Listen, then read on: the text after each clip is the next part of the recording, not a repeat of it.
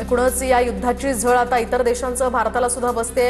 कशी परिस्थिती आहे महाराष्ट्रात आणि देशात पाहूयात।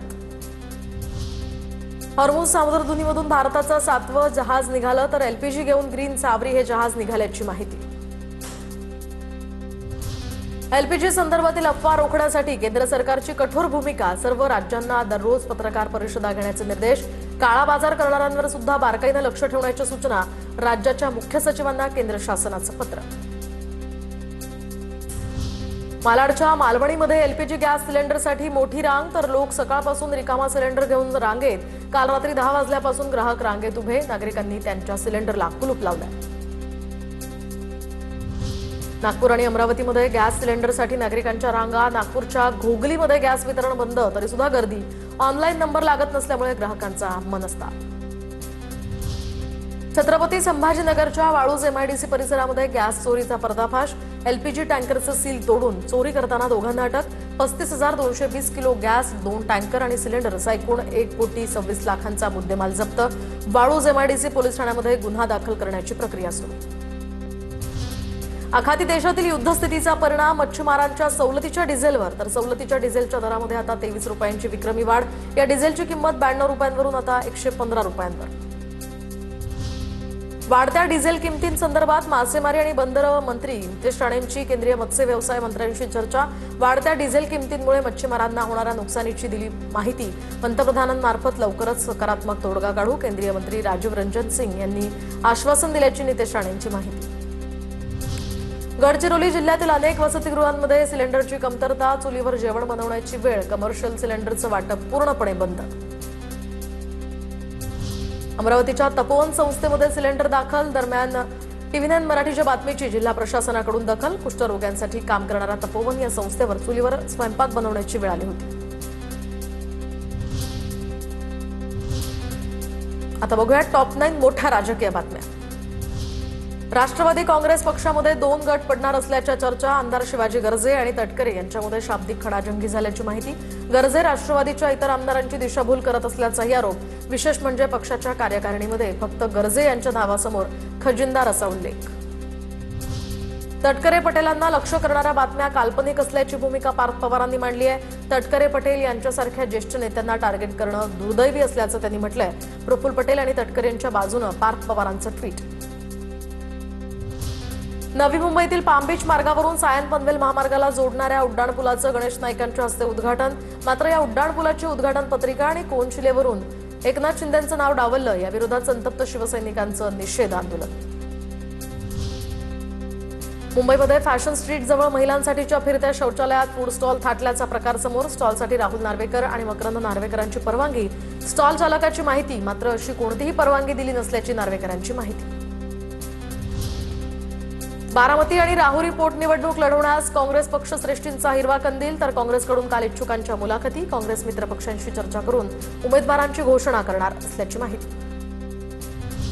पोटनिवडणुकीसाठी काँग्रेसला वंचित बहुजन आणि रासपची साथ, बारामती राहुरी पोटनिवडणूक लढवण्यासंदर्भात पक्षश्रेष्ठींचा हिरवा कंदील।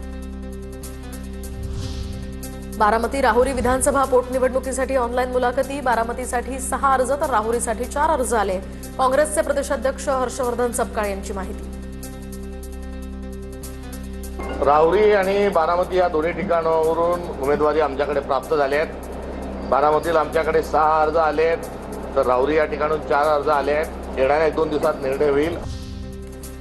बारामती पोटनिवडणुकीमध्ये काँग्रेसनं उमेदवार देऊ नये, काँग्रेसनं अनेक वर्ष अजितदादांच्या सहवासात राजकारण केले, चंद्रशेखर बावनकुळेंची प्रतिक्रिया। तर राहुरी पोटनिवडणुकीमध्ये काँग्रेसनं लढल्यास काही अडचण नाही असंही केलं स्पष्ट। काँग्रेसच्या नेत्यांना माझी मागणी आहे की या ठिकाणी सीट अनअपोज करावी। ते लढतायत राहुरीमध्ये, तिथे लढू द्या, काय अडचण नाही आम्हाला, तिथे आम्ही लढू, त्यांचा तो अधिकार आहे। पण बारामती मात्र आमच्या वहिनी सुनेत्रा पवारजी यांची निवडणुकीत सर्वांनी अनअपोज करावी अशी विनंती काँग्रेसला माझी आहे। आता बघूया टॉप 9 राजकीय बातम्या। मुंबईतील शाळांमध्ये मनाचे श्लोक सक्तीचे करण्याचा प्रस्ताव, किशोरी पेडणेकरांच्या प्रस्तावावर 9 तारखेला बीएमसीमध्ये चर्चा होणार। या प्रस्तावाला एमआयएमचा विरोध, तर धर्माधारित नव्हे तर संविधान शिक्षण द्या, एमआयएम पक्षाची मागणी।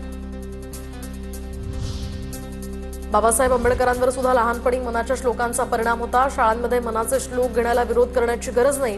मुंबईतील शाळांमध्ये मनाचे श्लोक सक्तीच्या प्रस्तावावर किशोरी पेडणेकरांची ही भूमिका. रायगडच्या रोहामधील कर्मा कन्स्ट्रक्शन LLP प्रकल्पामुळे वाद, तर या प्रकल्पामागे रुपाली चाकणकरांचे पती निलेश चाकणकर आणि आकाश चौधरींची भागीदारी उघड. तहसीलदारांकडे निवेदन देत या प्रकरणाची सखोल चौकशी करण्याची मनसेची मागणी. सोलापूरच्या माढ्यामधील अंजन गावात लक्ष्मण हाकेंसाठी या महापुरुषांच्या पुतळ्याला विरोध नाही. प्रशासनानं तो योग्य ठिकाणी बसवावा, हाकेंची मागणी.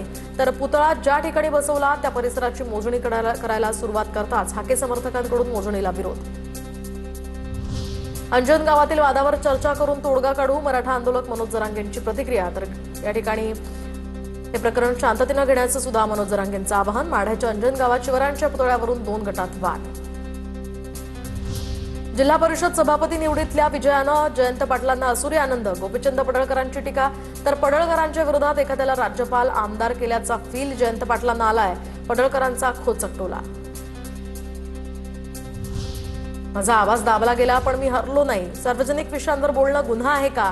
मी काही चुकीचं केलंय का? आम आदमी पक्षाचे उपनेते पदावरून काढल्यानंतर राघव चड्डांचा सवाल. राघव, तुम्ही भाजपला मोदींना प्रश्न विचारायला का घाबरता? देशाचं संविधान धोक्यात. दरम्यान पश्चिम बंगालची निवडणूक चोरली जाते, यावर तुम्ही का बोलत नाहीत? आपच्या नेत्या आतिशी यांचा हा सवाल. कांदिवली पूर्व सिंग इस्टेटमधील 8 कुटुंबियांना प्रवीण दरेकरांच्या हस्ते संकुलाची चावी देण्यात आली. तर आर दक्षिण विभाग महापालिका कार्यालयामध्ये पार पडला चावी वाटपाचा हा कार्यक्रम. उर्वरित लाभार्थ्यांना सुद्धा लवकरच चावी देणार.